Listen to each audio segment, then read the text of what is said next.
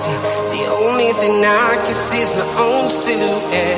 I'm getting stronger, step by step. The clock is ticking, but there's no time for regrets. I've been flying from town to town, from London to Taiwan. I've been all around the globe, trying to protect your soul. We are heroes tonight. We will fly above the sky. We are heroes tonight.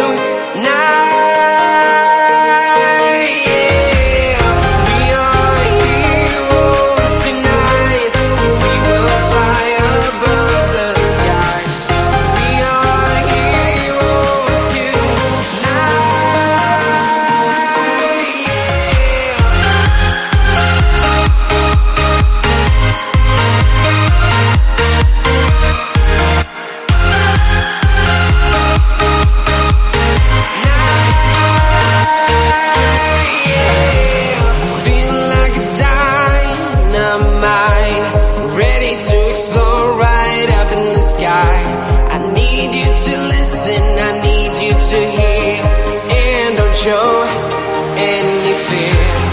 I've been flying from town to town, from London to Taiwan.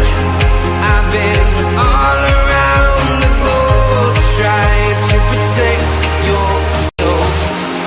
We are heroes tonight. We will fly above the sky.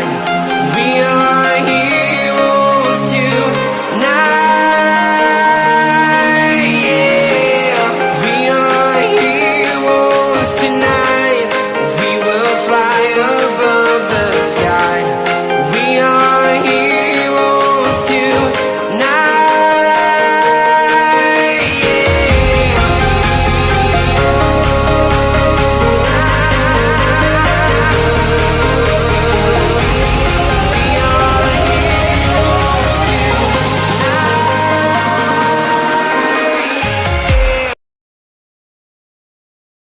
Welcome to 12-Page Investigative.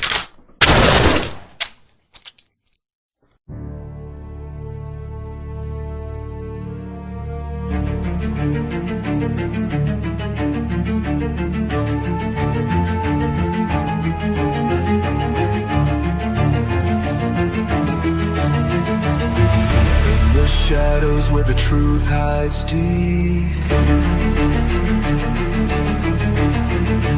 echoes of the lost and the secrets they keep. Cold cases burn in the back of your mind. We dig through the dark, 1-2 at a time.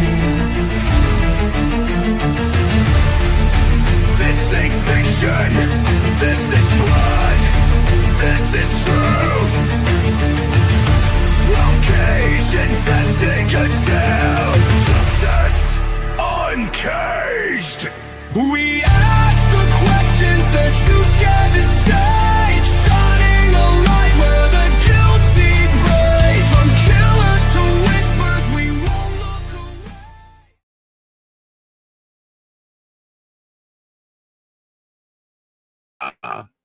All right. How's everybody doing on this Sunday evening? I hope everybody's doing wonderful.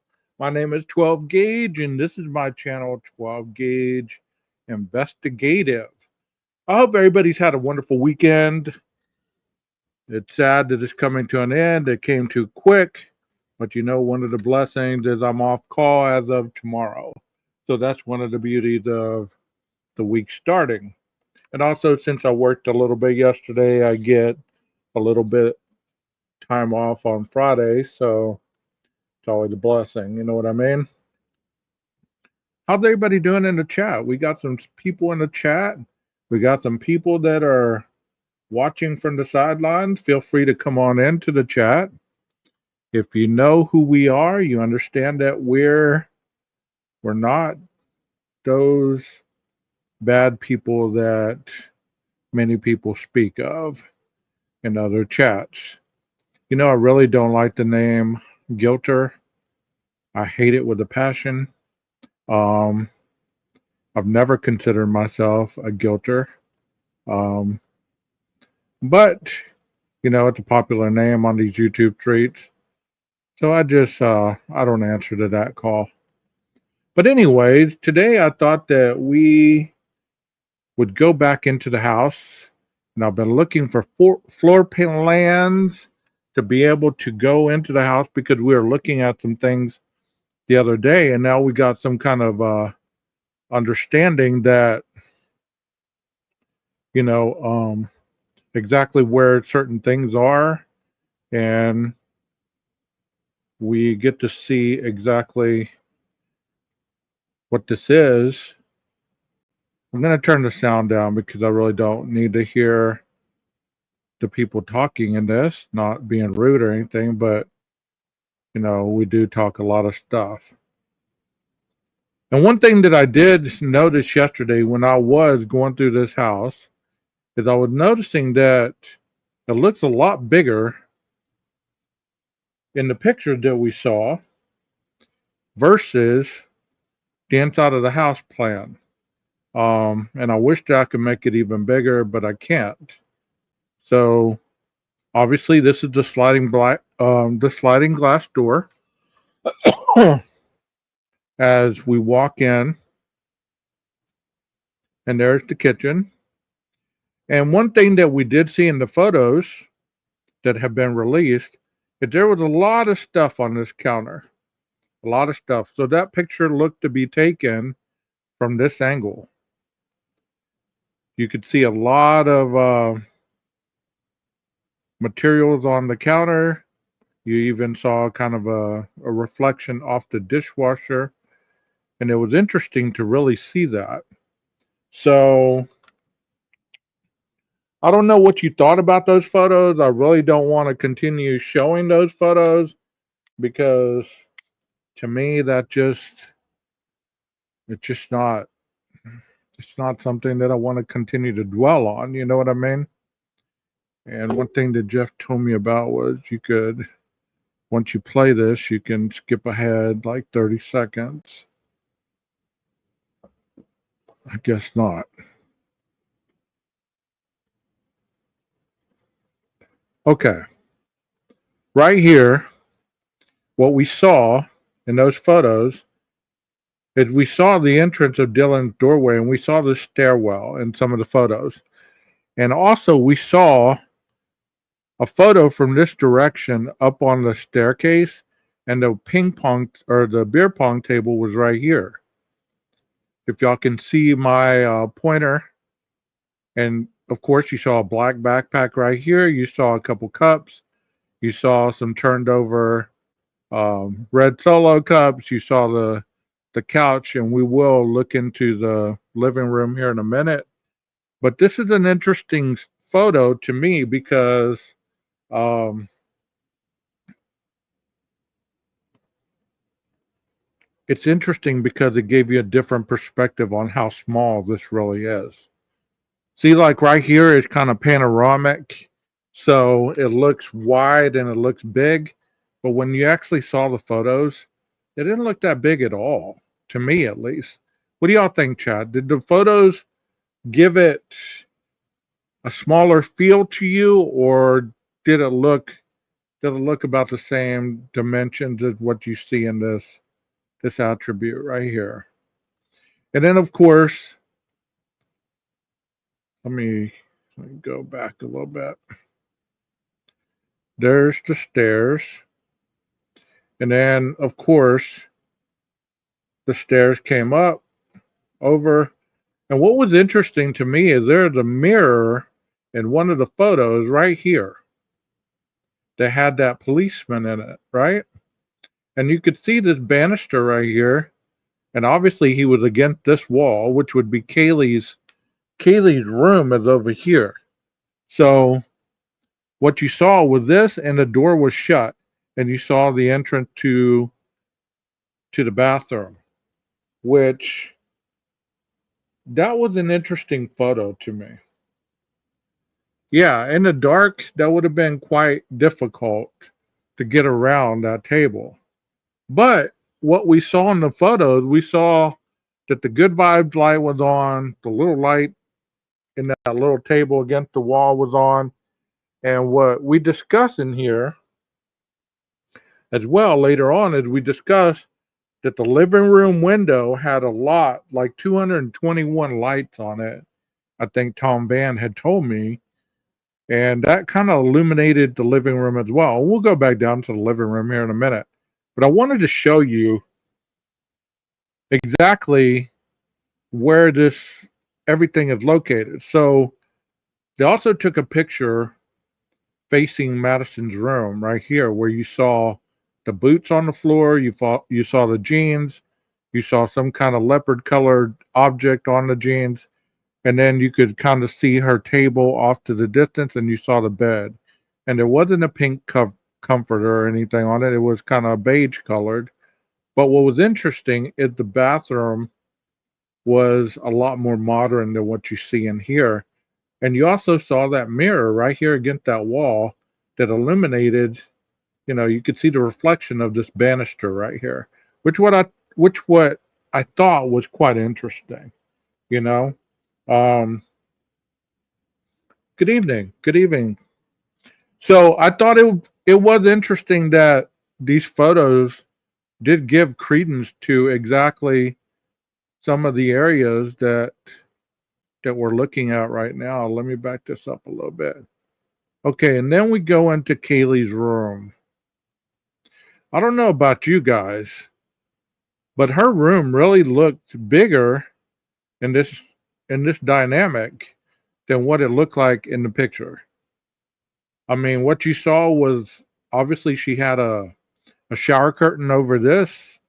You saw a desk along this wall.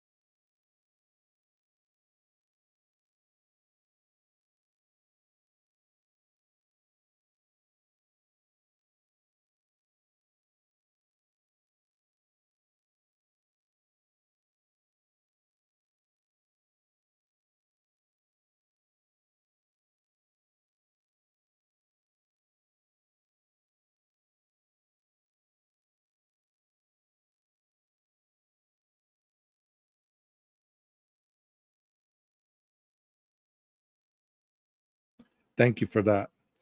And some of the other photos that we've seen, you've also seen that from the inside of that slider, um, you could see boxes that were, as you looked into that back slider, you could see boxes piled up. So I don't know if those boxes were really there or, you know, let me unplug this mic and put it in the other laptop that's not being used. Maybe that'll help fix that.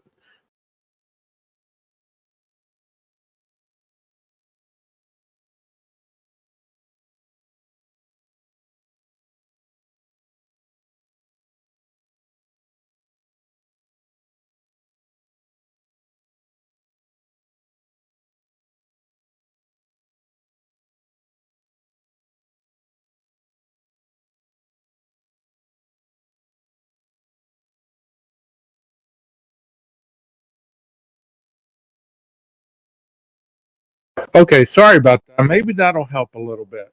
Um, I hate when that happens, and I'm thankful that you guys are right on target, telling me that it's muted, because I am jumping back and forth. But as you saw, and some people were even saying that, you know, you could see Murphy under one of the tables, which I've yet to see that picture, and I bet that's That is a sad picture to see indeed if he was actually under that little table. So exiting Kaylee's room,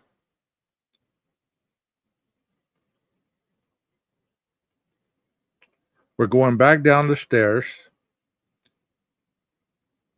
So this is leading us out. So in my best interpretation of everything um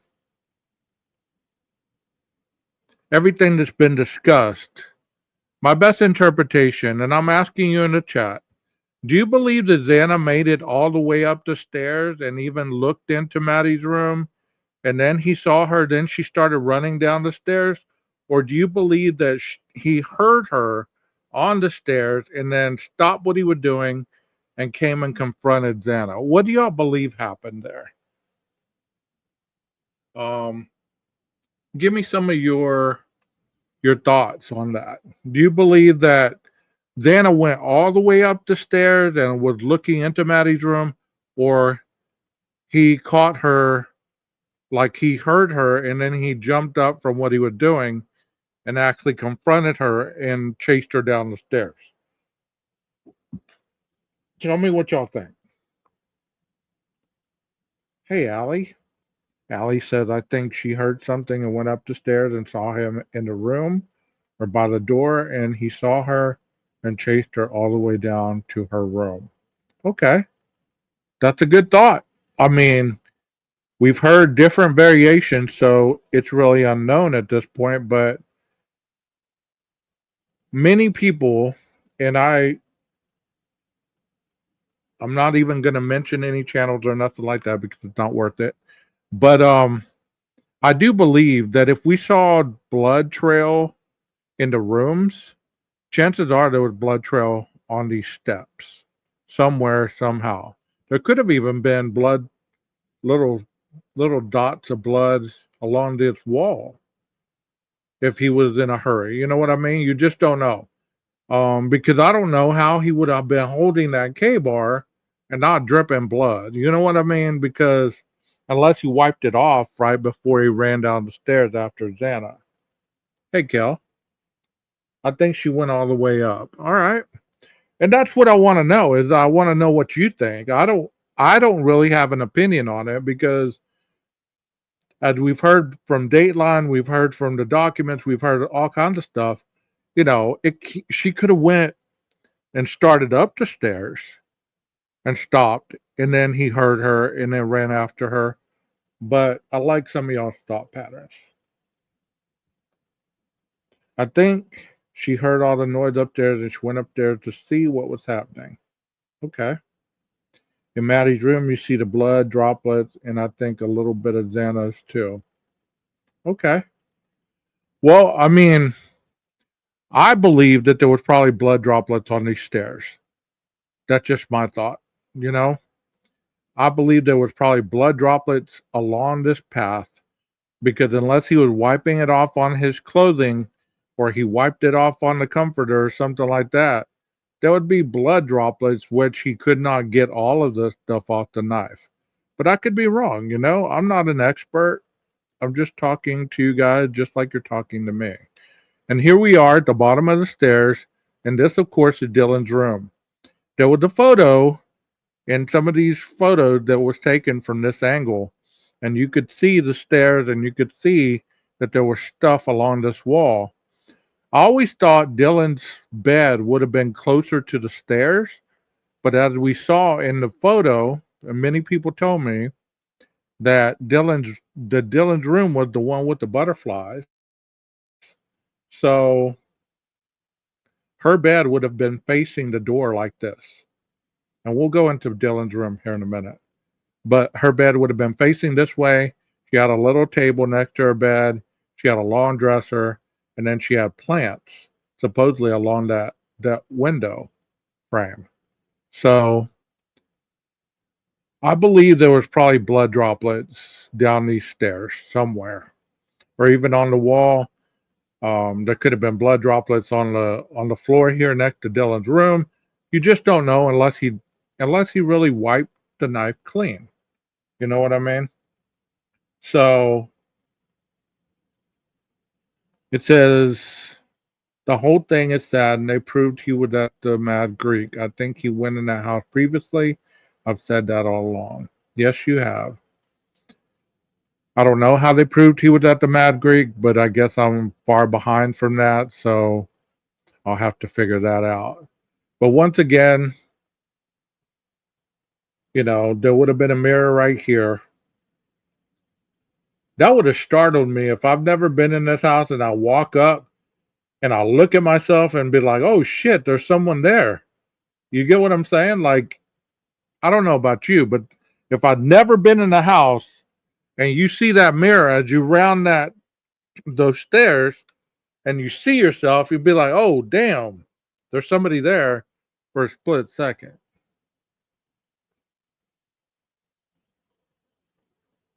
Okay. Well, I don't know where to get all these documents everybody's reading, so I mean, I'll just take y'all's word for it. So the new document that came out, he hit on the Wi-Fi by the Mad Greek or in the Mad Greek. Okay.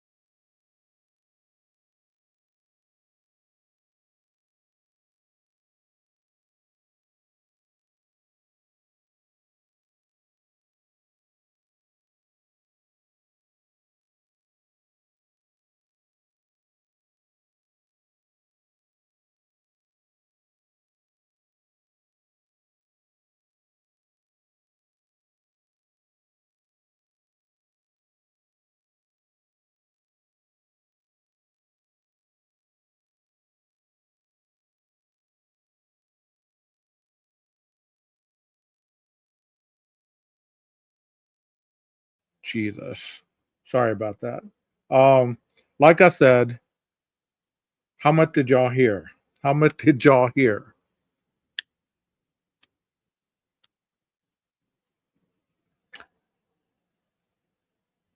I really could use a new mic, I guess, because I'm getting muted. Hold on, let me plug it into another thing. I don't know why it's muting me. Because I can see the little things and they're they're blinking. I don't know why it's muting me on its own.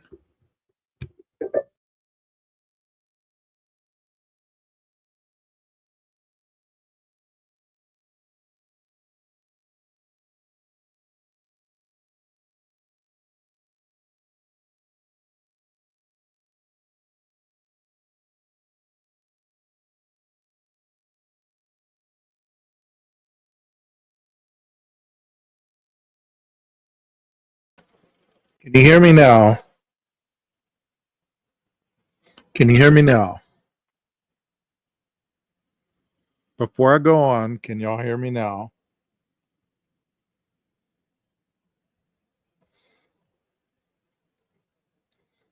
Okay.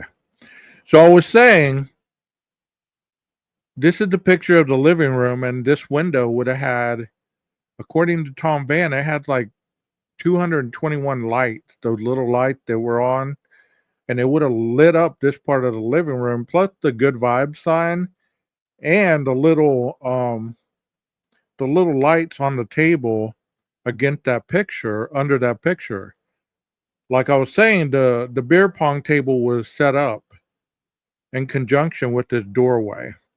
So this couch was moved over further this way, and there was a lot of stuff on this floor. So I was saying that Dylan coming out of her room, heading down to Bethany's room, would have been looking and not tripping on any of this stuff that was on the floor, obviously, and trying to get around this table. She may have even bumped it. Who knows? But what I was saying is, she didn't necessarily sit there and just lock in with Zana in her room, I don't believe. She would have been trying to get downstairs, so she's trying not to trip on anything because there was a lot of stuff on that floor, if you remember that photo. Yeah, I did see a lot of the pictures, but I didn't see a lot of the ones that you guys obviously have seen. You know what I mean? Yeah. Yeah, they did in their rooms too. So I would believe that she was not fixated on Xana, but she would have like been trying to get downstairs as quickly as possible. Here's a question for you guys, and this is something that we've never really touched on while we're talking about the house. Is do you believe that he had trouble getting around, that he maneuvered himself out through that little hallway and through the kitchen? Do you believe that him trying to maneuver himself and not bump into the table kind of slowed him down a little bit? Do you think that that would have been the reason why Dylan actually saw him as closely as she supposedly did? What do you think?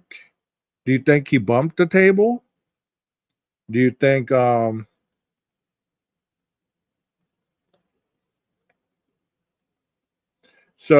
I'm just asking you guys um about that. Do you think it was a tight fit because it was close to this entrance of the doorway?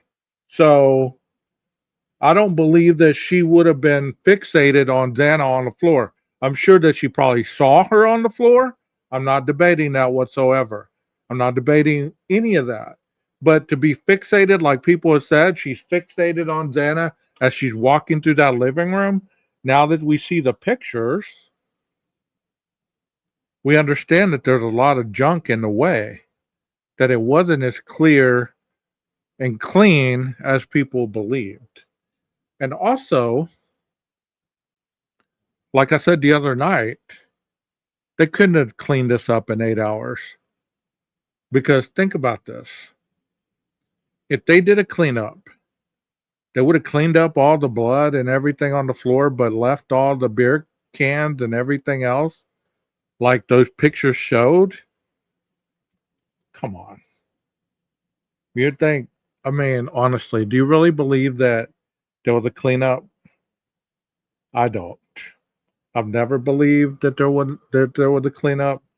I've never believed that, if you remember early on those photos, they showed a lot of investigators fixating on the other side of the on the other side of the beer pong table, under the good vibes light and next to that little table.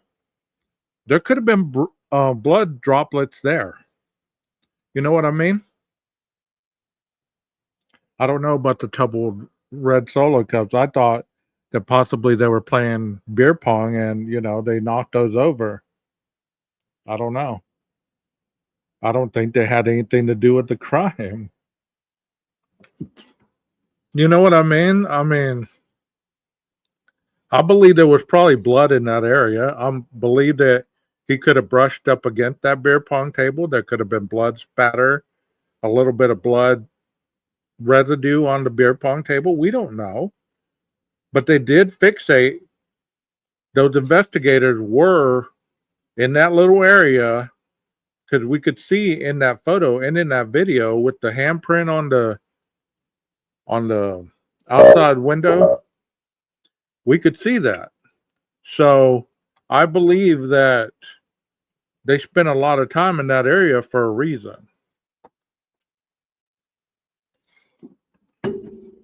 I believe there was probably blood or some kind of residual evidence that they used, even though Bill Thompson said there was no evidence that he was inside the house. I don't know why that dude made that comment. I really don't. I really don't. Um, what the sheath? I mean, what was the sheath? If that wasn't evident that he was inside the house, what is? Now all of a sudden he's like backtracking. This is the little area that I'm talking about. Can y'all see my pointer? Because there's a table right here with lights, and the beer pong table was parallel to this banister. And there's cups on the beer pong table. The couch was further this way. So as she's going through here, it's kind of like a maneuvered, and there's a backpack, and there's all kinds of cups on the floor, pillows on the floor. It looked like something had been spilt on the floor. There was a cup on this staircase. There was 2 beer cans on here. So it's like maneuvering a maze as you're trying to get downstairs. You know what I mean? It's like all the stuff that she had to go around. If she's half out of it, I mean, come on, man. If you've ever been out of it and you're trying to answer the door and you're groggy, you're gonna trip on all kinds of shit, even if you see it, right? To be logical, has anybody in the chat ever been groggy from a deep nap? Somebody's knocking on the door or your phone's ringing in the other room and you're trying to find it. You jump out of a groggy sleep.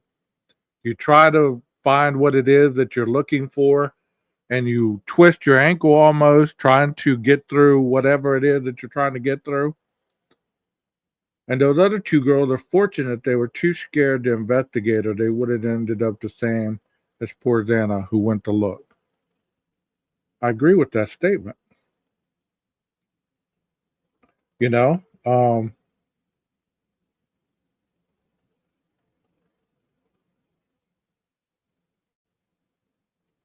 the girls always said that when Kaylee was at home, they put Murphy in her room. When they came home, they found the back slider open and Murphy was missing. He was outside. I think he was in the house. I don't know. I don't know. You're putting some stuff I don't know what you're talking about, Allie, but I don't disagree with you as well, because obviously you've heard some things that I haven't. You know what I mean? So I don't know about that. But my point of reference is, if she's looking down this hallway and Zana is right there, she's going at an angle around that beer pong table to get down the stairs. She's not going straight across and then down and then down. She didn't go this way, as we know, and then back up and go back down the stairs. As far as I know, she went straight, almost to an angle, trying to maneuver through all this stuff and get down the stairs. At least that's what the photos show. And I could be wrong. I could be wrong. I'm not trying to say that what I'm saying is law, or this is, you know, the end all say all of everything, but in my mind, this would make a lot more sense. You know what I'm saying?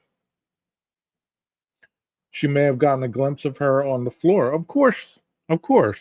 I'm not doubting she didn't see her, because you can visually see her down the floor. I mean, down on the floor, down this hallway. And those photos that we saw, it did show that you could see down this hallway, and there was a rug underneath her that was not blood. That was a rug that they, edited out on top of that rug, and you could see it. And there was the beer pong table right here. So everything was in the way right here. It's not like it was a clear shot like it is right here. People have this assumption that it was a clear shot with no furniture like it is now, and it was this clean. Hell, there was even a sock on the floor in the living room. One sock. It's like typical young person's house. There's all kinds of stuff everywhere. So that gave me a little more clarity regarding exactly what was in the direction of the staircase.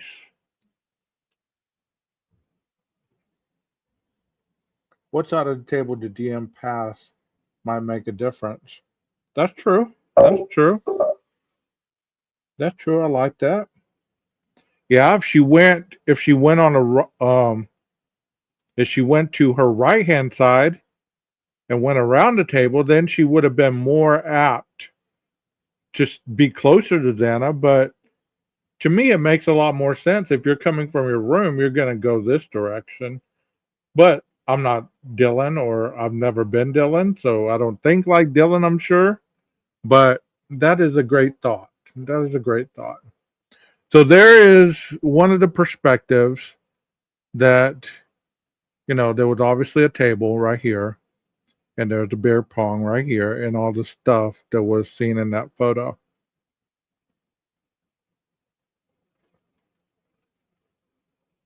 And we continue on. Let's see, where did I go from here?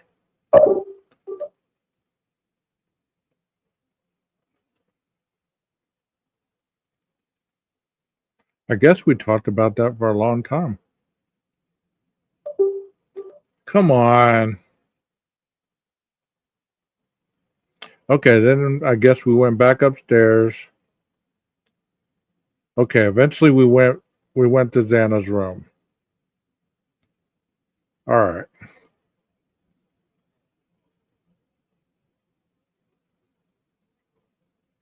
As we know, this bed is not where it was in the photos.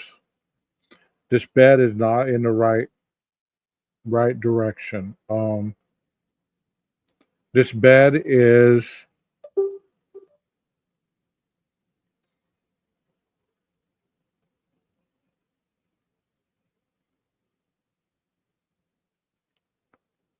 obviously against this wall. Xana's banister or little table was right here with all the stuff on top of it. We saw a curved light box in a bag with, last night what we looked at, we're looking at it in Discord, and what we saw is that bag it had some kind of substance on it, and it was dark colored. It looked like it was saturated, and it could have been blood. It looked like there was some kind of thumbprint or something on the curved light box. It wasn't really clear, but what you could see is this bed is not perpendicular to what we've always thought. I guess we've always thought until recently. I don't know about you, but I always thought that the bed was this way because that's what they showed it here. But to come to find out that the bed was on the other side of the wall, and that makes a lot more sense why there was blood that was running down the backside of that wall, because obviously that's where Ethan was attacked in the bed, and his blood obviously ran down the wall and outside the back of the house. And that is really sad. That is really sad. And Zana was found obviously on the floor. And what we were able to see in those photos was there's that little table right here, and that furry chair was over here. It was blurred out in one of the photos. So they were obviously taking the picture from the doorway, and you could see a lot more than you can see in this angle. And which I thought that was very, very sad to look at that. I don't know how y'all felt about looking at those photos, but I thought it was very sad to look at those photos. They were blurred out, but you could still tell that something awful had happened in that home. So, were y'all surprised to see that the bed was set up in a different direction, or did you already know that? Did y'all already know that the bed was against that far wall with that sheet with all the drawings on it? Because that was obviously Xana's room. You know what I mean? What are y'all talking about errors? What's going on? Like when you're posting something?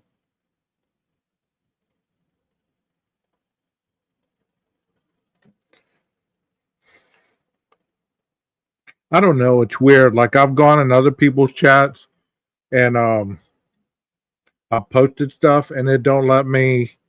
It like makes my comment in red or some shit, and it just it's frustrating how Yahoo. I mean, not Yahoo. What the hell? YouTube does to your comments. So yeah, Xana's room was obviously um, shown in those photos, and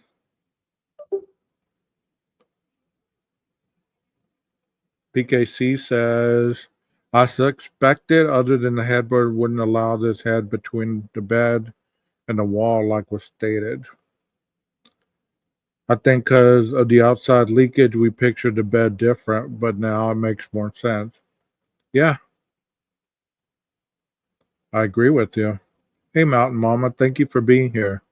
Sure didn't look like a drug house inside. It looked like a very messy house where young people lived and drank some beer and drank some, those girly drinks. Truly, White Claw, Butteritas, all that stuff. You didn't see any liquor bottles, right? You're right, Kels.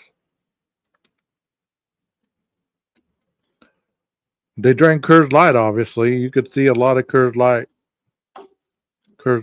boxes and stuff. So, but that was just really sad that you could see that Coors Light box down by that table, and it obviously had like a.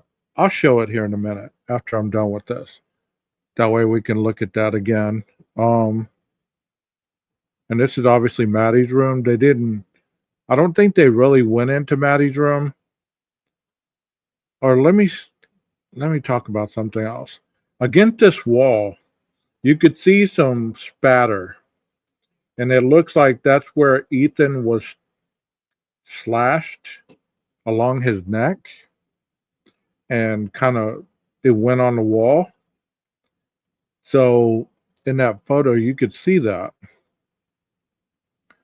And they didn't really go into Maddie's room other than the door. They showed a little bit of the door, and they showed, a little bit of the entranceway, her bed frame and stuff like that. She did have a small bed like this, it looked like.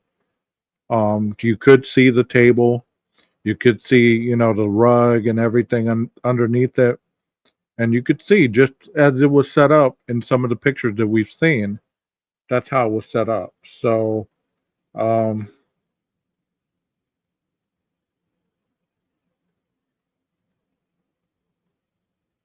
yeah, I'm not monetized, so that's probably what's going on. Ironically, the only beer picture had two people underage, obviously not concerned about being raided by Ellie at any time. You're right. Yeah, but Jeff H, do you really see they were wrong about almost everything? Well, being wrong is one thing, but a lot of people won't admit that they were wrong. They just keep adding to their story to make it seem more relevant. I bet this room was, I don't know why they didn't show a lot of pictures. I'm sure we'll see pictures from this room, but people have been asking why this wall was cut out. Does anybody in the chat have any understanding of what theories are out there that are logical of what made that wall be cut out? Anybody have any understanding of what made law enforcement cut that part of the wall out? Do you believe that there were spatters on that wall, or do you believe he may have fell into the wall? I mean, what do you believe? Within reason. I mean, I don't believe they were cutting open the wall looking for drugs. I don't believe that they were cutting the wall open looking for a weapon or anything like that. What do you think? Leslie said blood spatters. Okay. And another thing that people have to remember, this isn't a movie. This isn't a movie. In the movies, you get stabbed If you get stabbed in the heart, get stabbed in the heart, chances are that you're not going to live very long. But what we've heard is a lot of these individuals were not stabbed directly in the heart. They had their livers lacerated, they had their throats, their face, all this other stuff. So chances are they lived for a little bit. It wasn't like they immediately died. And I'm not trying to be morbid when I say that. But, you know, I want people to understand that they didn't die instantly. Even Maddie being stabbed, if she was on her stomach and she was stabbed in the back, she could have lived enough to stood up and woken up and been almost drowning in her blood. You know what I mean? She wouldn't have died instantly unless he stabbed her in the heart or a vital organ that killed her instantly. And many people have this understanding that these individuals died instantly. Even Ethan, it would have taken, 20, 30 seconds. Zana, obviously, she didn't die instantly. She fought. You know what I'm saying? Um, so to believe that these individuals died instantly is a fallacy. It didn't happen that way. It didn't happen that way. And if you don't believe me, then go look up stabbings and medical scenarios, and it will definitely tell you what I'm talking about. And this is Dylan's room. This is from the angle where her bed, like if her bed would have been in the middle of this wall right here, her dresser was right here, and all those plants were against this wall, like she had some kind of table or something over here, and her bed was right here in the middle of the room. I always thought it was on this wall. Can y'all see that? I know it's little, but that's the best I can do at this point. Um, let's quit talking about those other creators. They don't deserve our time or our energy. I mean, I understand that you enjoy talking about them, but we're trying to look at something right here and they don't deserve our time. I mean, honestly, we're all probably blocked from everybody's we're all probably blocked from everybody's channel that doesn't think the way me as a creator thinks. You know what I mean? Because they don't believe it. They don't want to believe it. You could never change their mind. You know what I mean? And I'm done trying to or even talking about them because they're delusional to say the least. They're delusional in a fact that their reality is their reality and you can't change them no matter calling them names or calling us names or all this other stuff. It's really never going to change. It's always you all know by going into those chats, you already know what to expect. They're going to make fun of you. They're going to call you a guilter. They're going to call you this. They're going to call you that. It wouldn't even be worth my time to step into a place like that because it's almost like stepping through the twilight zone. To be honest, I understand that we like to talk about them, but honestly, they don't deserve that kind of energy. They don't. You know what I mean? Yeah.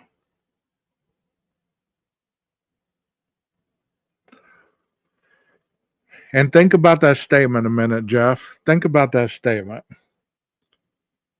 If you start losing people because you change your view on things,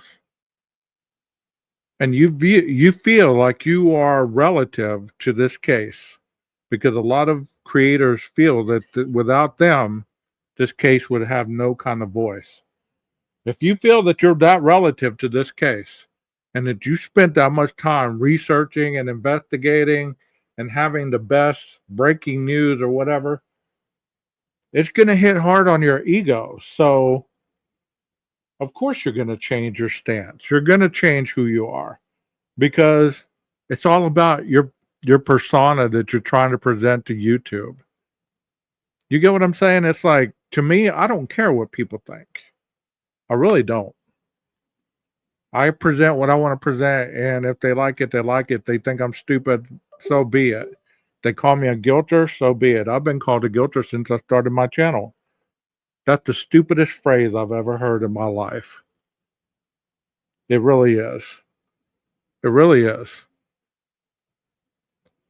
But many people use those terms, and for whatever, they enjoy making fun of other people and claim that they're nice people at the same time.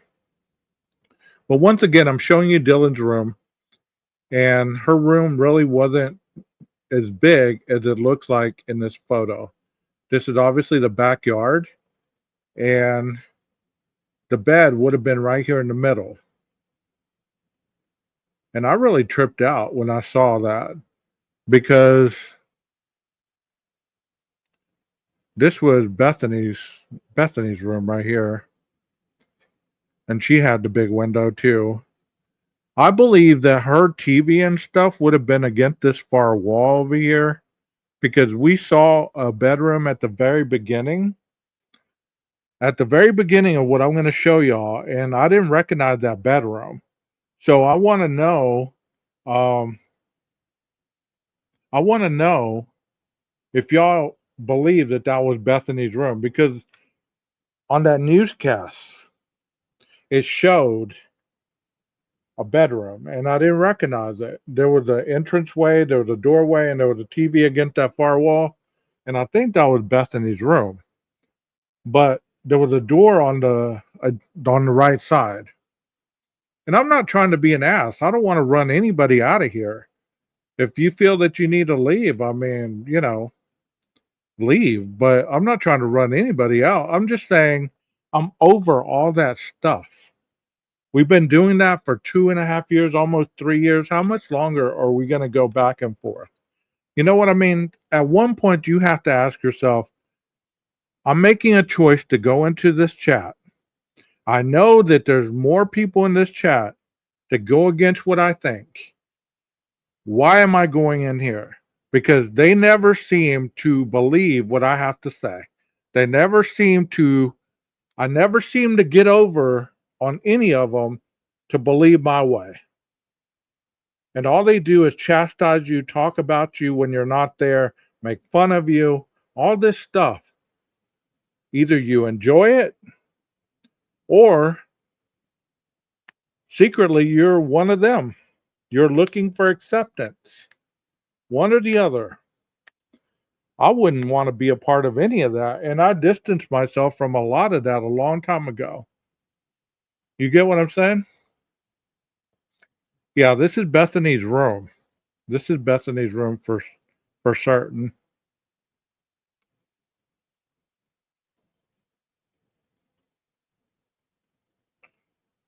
So we go back up here, and there was the photo that was right here, and you could see into this room, which was Zana's room, and you saw the rug. And people have said that that was blood. It was a blood puddle. I don't believe that it was, but I'm speaking to anybody, Leslie. People that watch this on replay, people that are in the chat that believe one way or the other. I'm speaking to just anybody. I'm not singling anybody out. I'm just saying that for 2.5 years, almost 3 years, people get on their lives and they claim that one side or the other is talking crap and all this stuff. And I never hear anybody talking crap. All the guilter channels that supposedly are attacking these other channels and all this stuff, it just made up lies. And it just gives them ammunition. At one point, you have to say, let them people be and believe what they want to believe. They believe in aliens and, Bigfoot and all this other stuff, then let them believe it,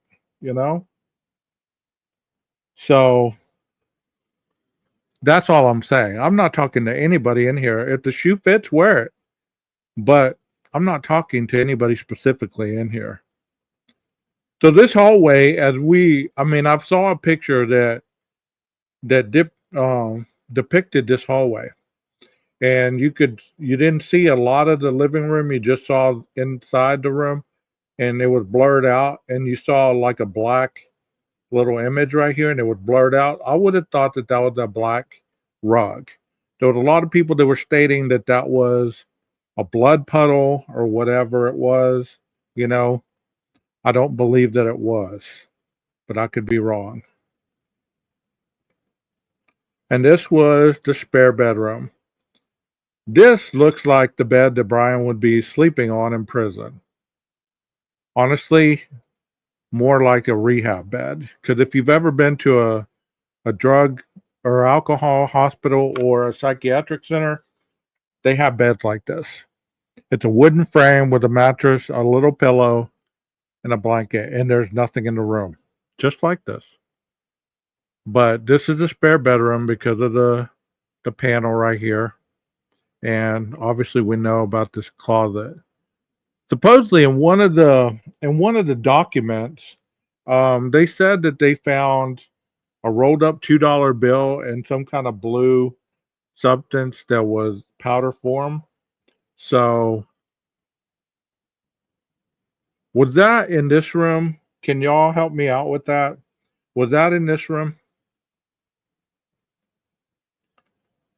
I believe that I saw that in one of the documents. I read it, but I can't remember if they specifically said that it was this spare bedroom where they found a rolled up $2 bill and the blue substance. But people were telling me that that was in Zana's room. So I'm kind of confused. I'm kind of confused there.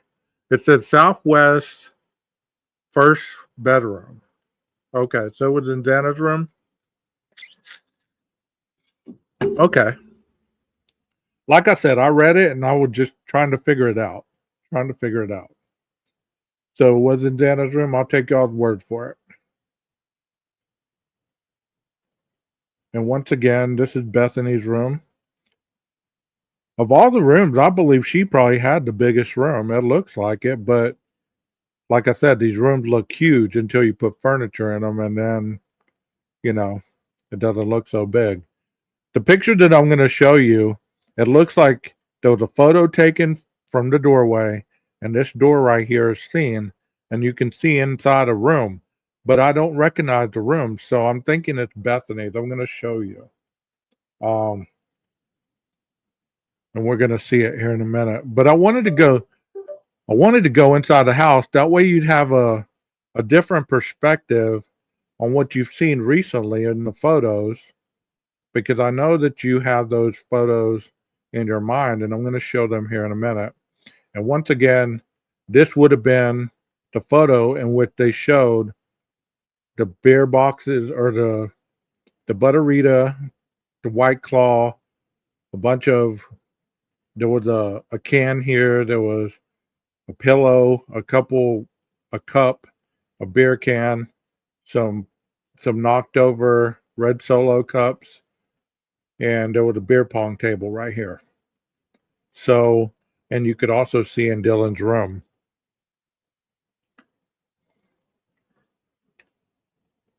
No, it doesn't.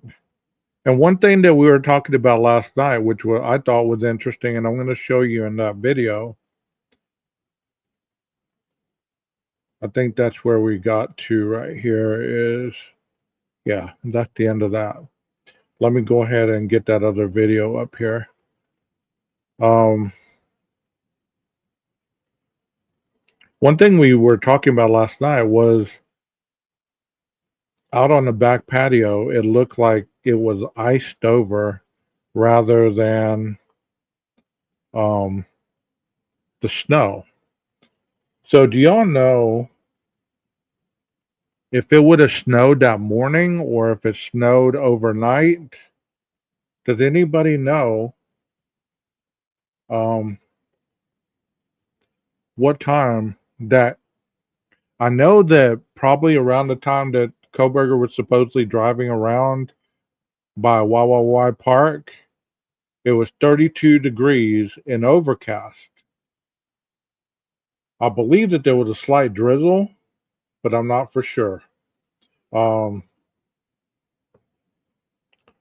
So if y'all know exactly what time that snow fell, please put it in the chat, because I don't remember exactly if it would have snowed during the morning, because it looked like it snowed pretty damn good in between the time he was there and the time he left. Yeah, yeah. We were talking about those footprints, and I'm gonna screenshot um where we can kinda zoom in. And here we go. First time photos from inside that off. This room right here. Is this Bethany's room? Because here's that door that I was telling you about.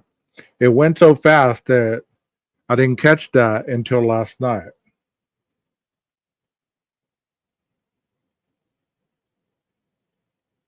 The visible snow was from previous storm and maintained in the shadows and were piled up from blowing or shoveling. Okay. So do y'all agree that this is Bethany's room right here?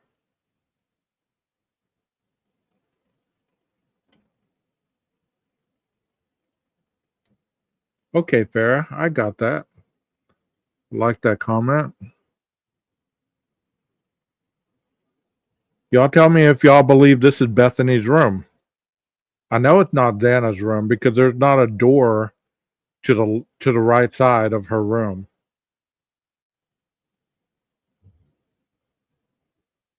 Come on. Where are my sleuths at? Tell me what you believe this is a picture of.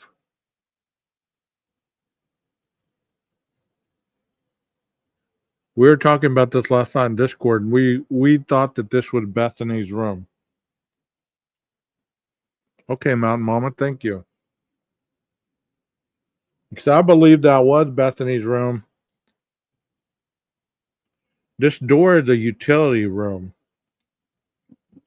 It leads into a utility room.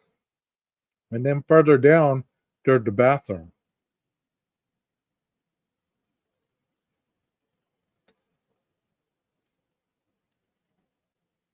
But there's a wooden frame bed here. And I don't know whose room it is, but there's the pink cowboy hat that Zana wore that day when she said I'm a cowboy Barbie or something like that. So I don't know.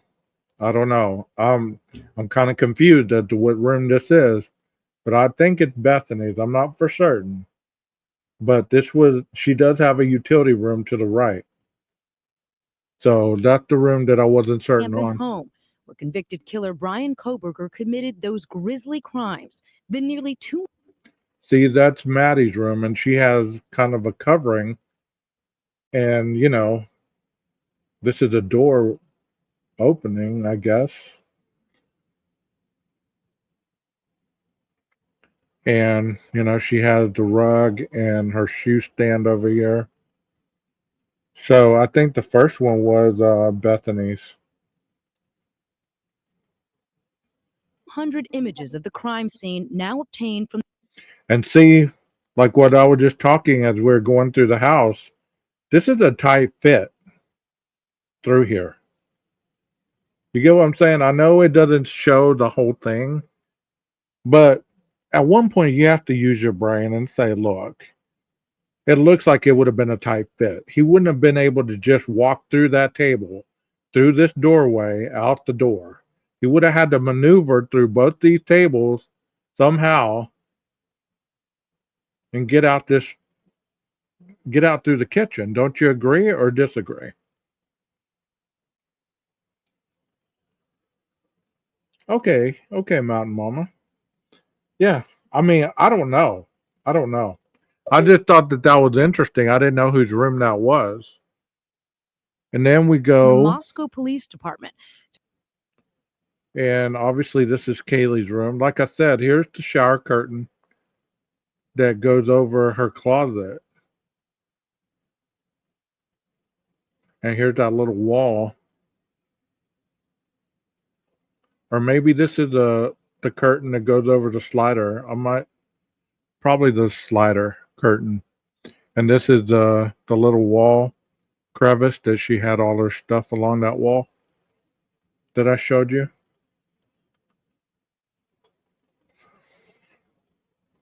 This was a neat room. I mean, I was under the impression that there was nothing in this room, that it was all packed up. Were we wrong or what? It looked like she was living in there to me. What do y'all think? Doesn't it look like she was living in there, or does it look like she was all packed up, ready to go? Through a public records request. And see, we were looking at this picture last night, and this looks like the Jack in the Box bag. There's the black rug right here. And here's what looks like a fingerprint over the C. And here's the chair with where they etched that out. And somebody said they thought this was the $2 bill with the substance up here. I don't know. Don't know. Tell me what y'all think.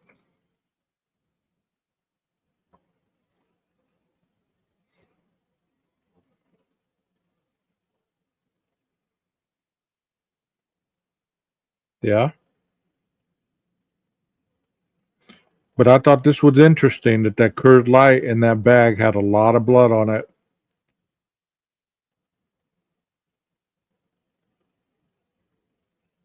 And this is the front of the house where this table is.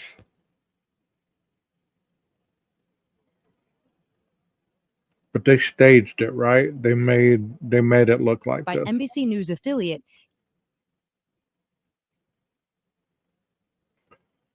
It doesn't get any easier looking at these KTVB. photos. And as I showed you earlier, they did have a lot of stuff on this counter. I mean, people were saying from the very beginning this was the Jack in the Box bag. I didn't believe that one bit. Didn't believe that one bit. Many of the disturbing photos. See, this is Zana's room, and this is where Ethan would have been with this blood spatter against this wall. I don't know why people think that a crime scene is going to be as gory as a movie. You know? I don't know why they believe that a crime scene is going to be as gory as a movie. You have to take it with a grain of salt when somebody says it's the bloodiest scene that I've ever seen. Because you don't know what kind of scene this person has seen. You get what I'm saying?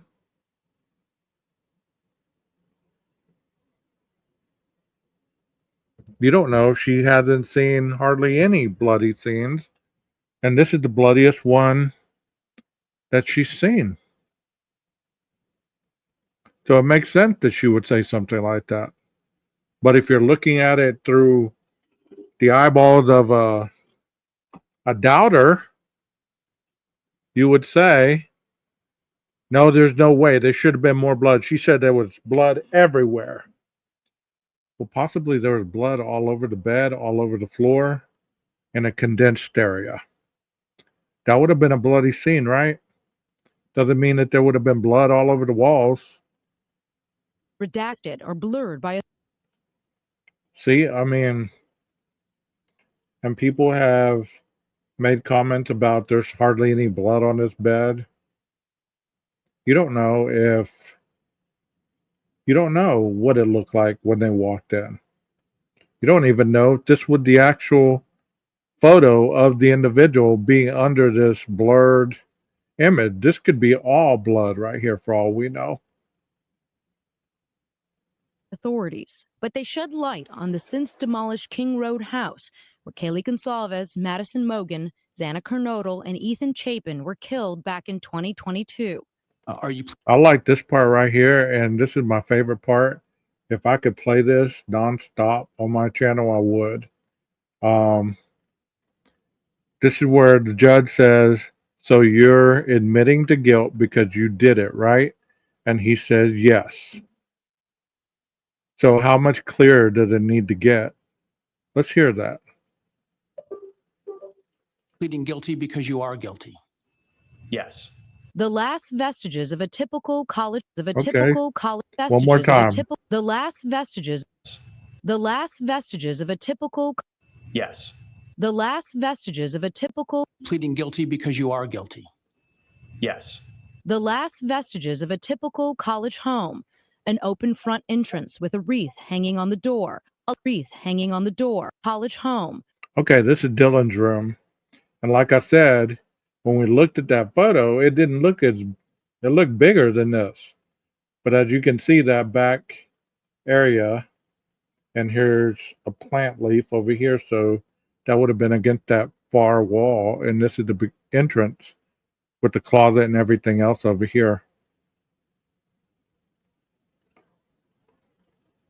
And I want to tell y'all something. Anybody that watches this from here on out, and even on replay, you know, if you're looking at photos and you're looking for evidence, do you really believe that if you see something in a photo that you view as being evidentiary, do you believe that they didn't take that into account? Like if there was something in this room that would have gave them insight to Dylan being involved in the crime, you don't think that they would have tagged and bagged that and used that in any of the paperwork that we've read?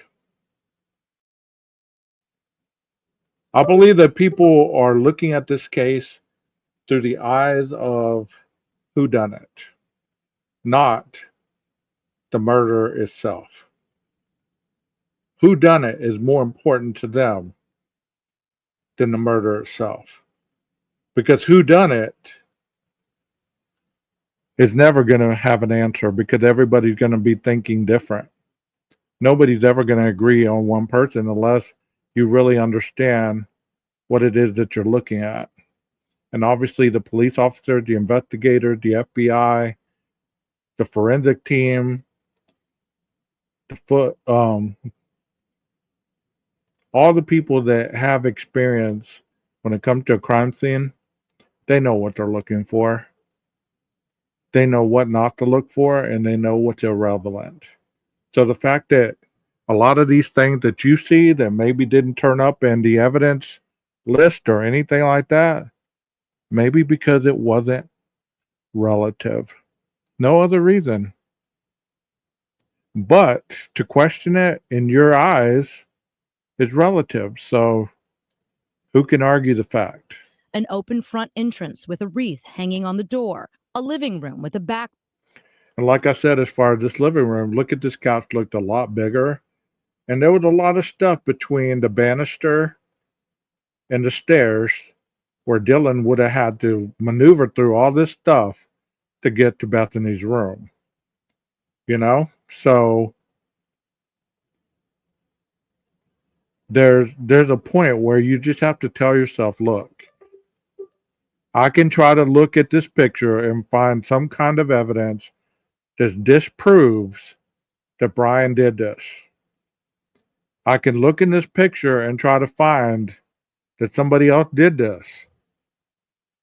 But if you don't know what you're looking for, you're going to take every little piece and object that you see in this photo and you're going to dissect it and put it in a narrative that makes sense to you pertaining your bias.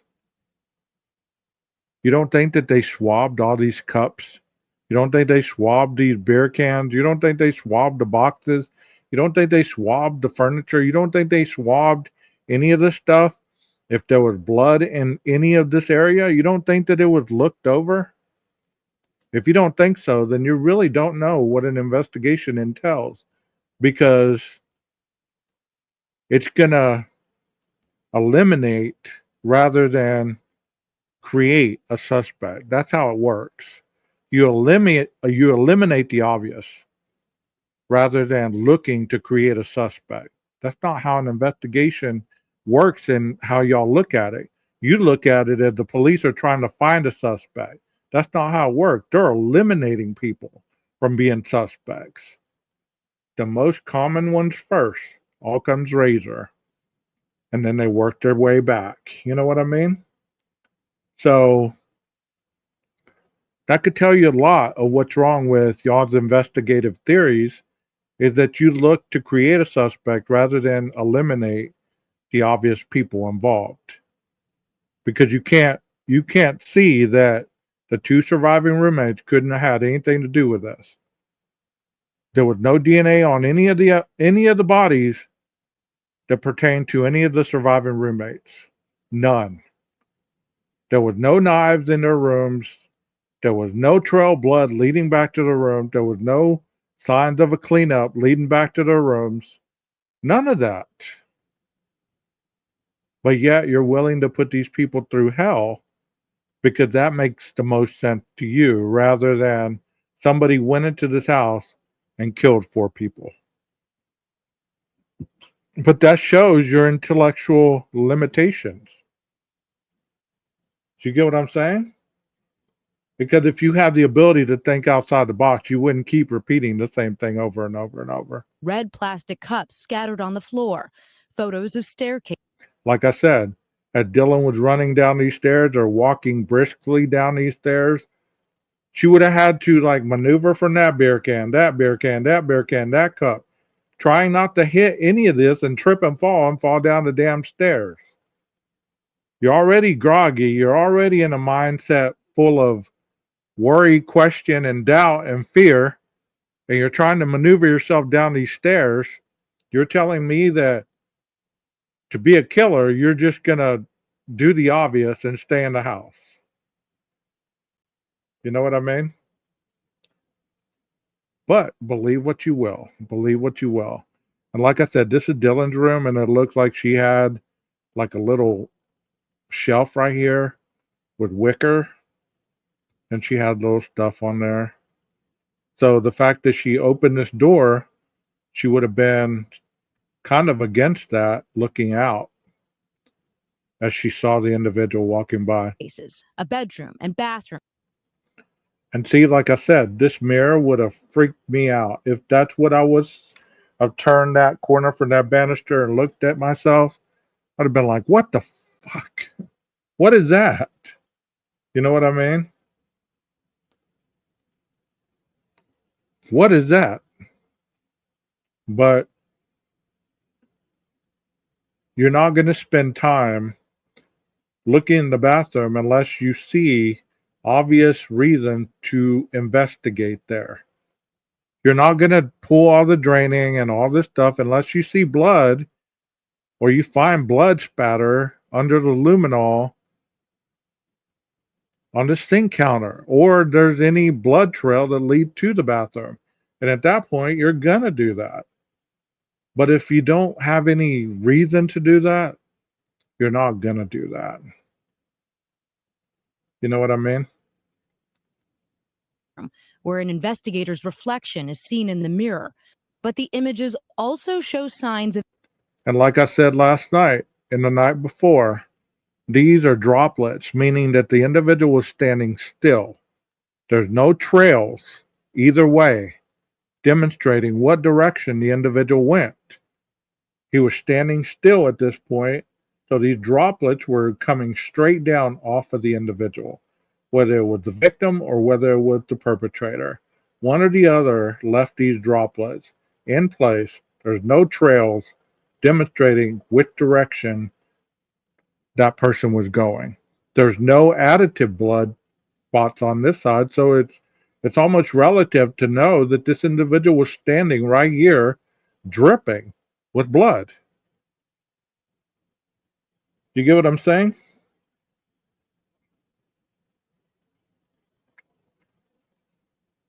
The attack, including blood spots on a hardwood floor.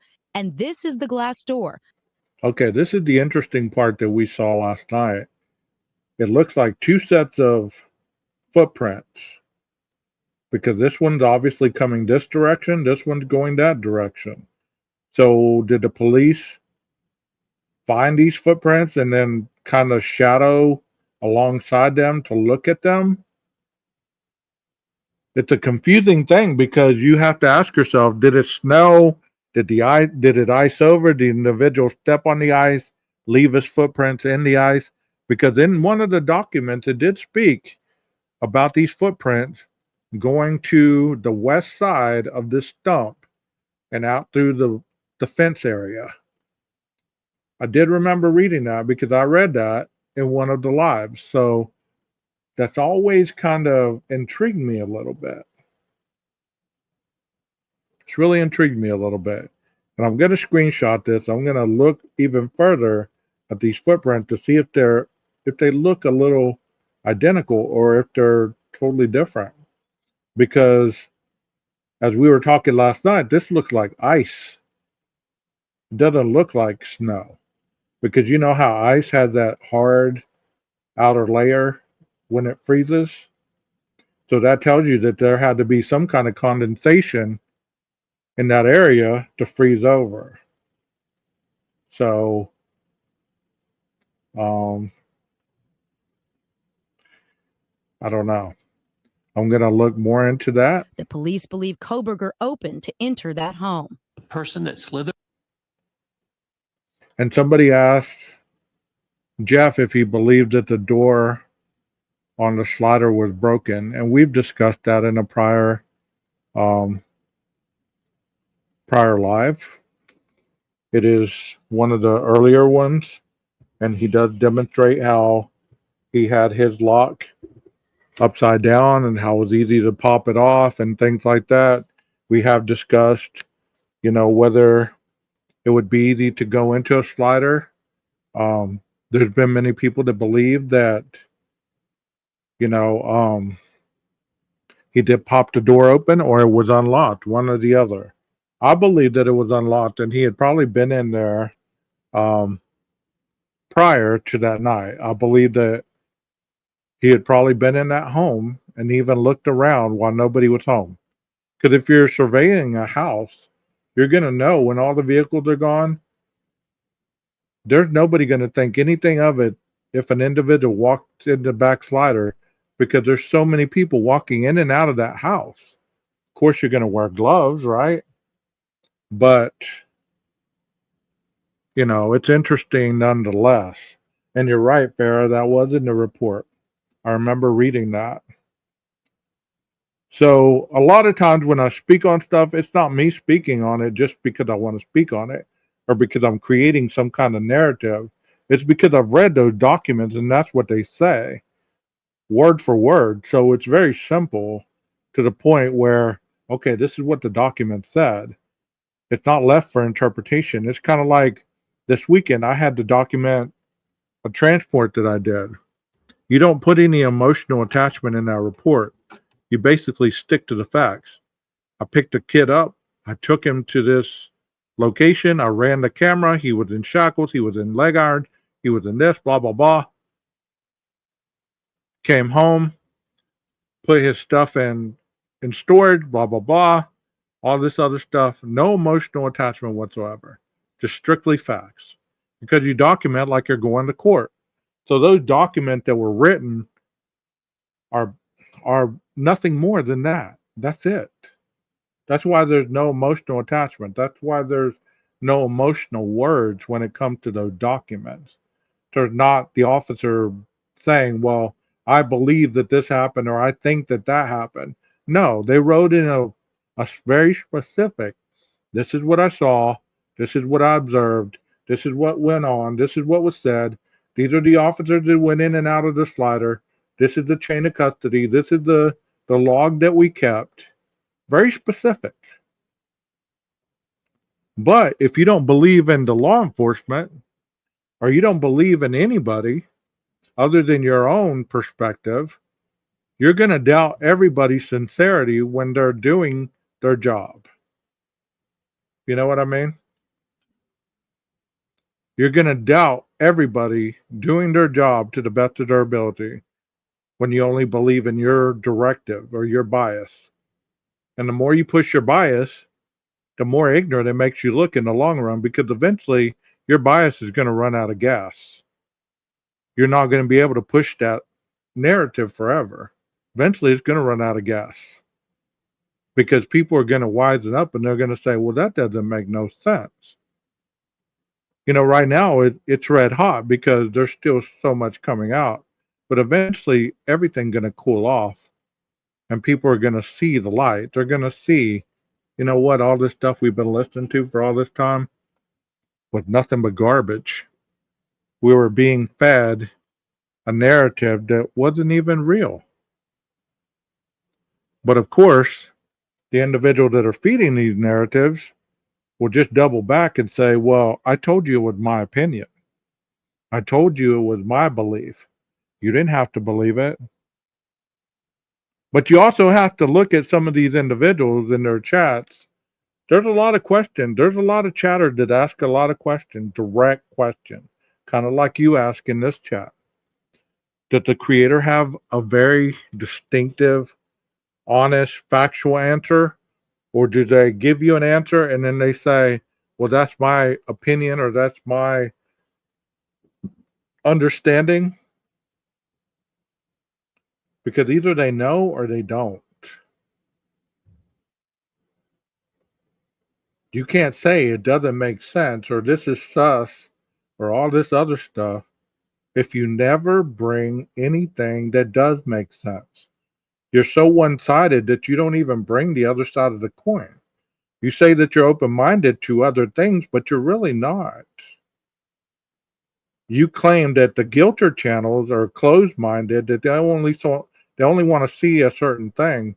But I can tell you at the same time, myself, I look at all areas of the arena. I might not speak on it, but I do look at all areas of the arena. And if it doesn't make sense, I'm not going to create a narrative that suffices an illusion that people are wanting to see. It's kind of like the blood. The blood is the blood. It's not going to get any more intense. If there's a little bit of blood, then there's a little bit of blood. That's what it was. That's what it is. That's what it's always going to be. But if you're needing a bloodbath, if you're needing that whole room to be covered in red, then you're never going to get that answer. You're never going to get those photos because that limited amount of blood that was in that room, however much it was, is never going to suffice your curiosity. And in that regard, you're always going to have questions. You're always going to untrust the ones that were actually there photographing it and telling the story.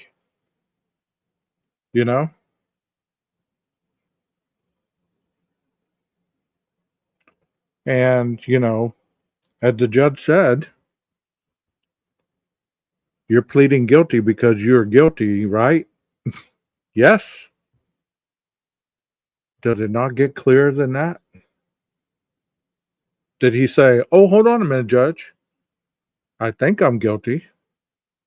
Or am I guilty? He's guilty. He's in prison tonight. And the countdown is still going. 42 days was the number.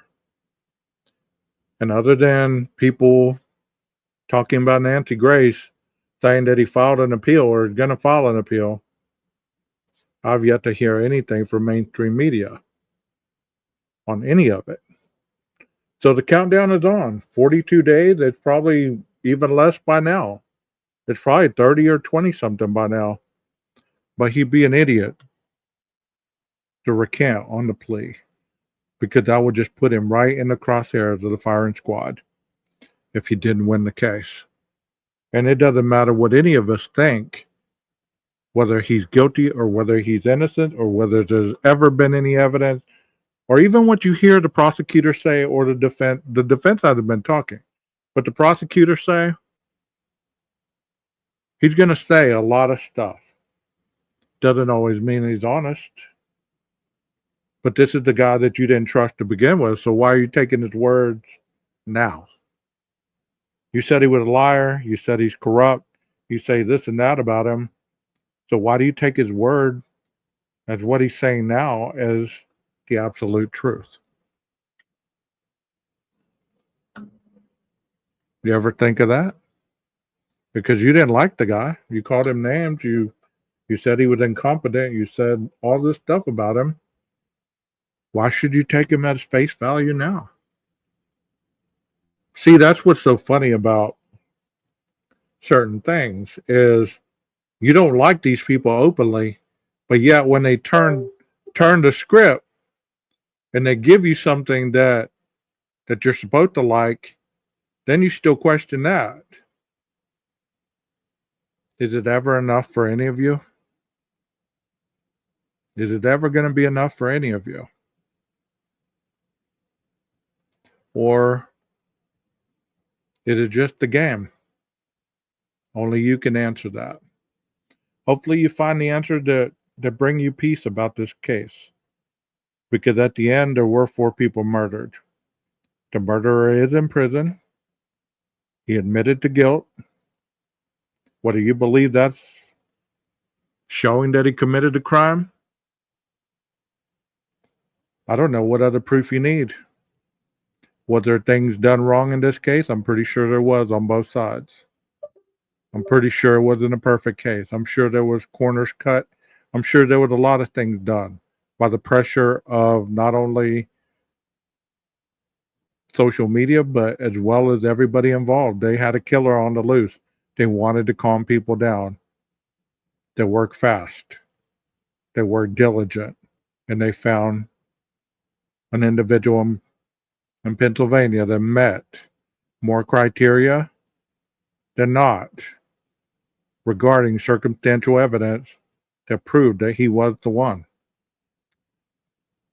And then he stood up and admitted that he was the one. So if that's not enough for you, I don't know what in any of these cases will ever be enough for you. Maybe you're just not capable of seeing guilt in evil people. Maybe you just pull for the evil because that's what you believe in. Gets you going is the evil in life rather than the peace and tranquility of knowing that a killer is off the streets. That they won't have to worry in Moscow anymore, at least for the moment, that this guy will break into another house and kill 4 people as they're sleeping. You know? He couldn't even manage to say not guilty. His attorney had to say standing silent. Yeah. I mean, that's what I believe. So you can take that with a quarter and my thoughts and see if it gets you a cup of coffee, which I doubt either will, but, you know, I'm still sticking to what I believe. You know, not every case is guilt. There are some people that are actually innocent. But you have to understand, when it comes to criminal investigations, as I said, they're looking to eliminate, not to create a suspect. So if you believe that they're looking to create a suspect, that's where you have it wrong. That's why you'll never understand why certain people didn't meet criteria, because they were eliminated, not created. And that's how the ball rolls. My name is 12 Gauge, and this is my channel, 12 Gauge Investigative. I'm out. Watch your 6. Maestro, cue that music.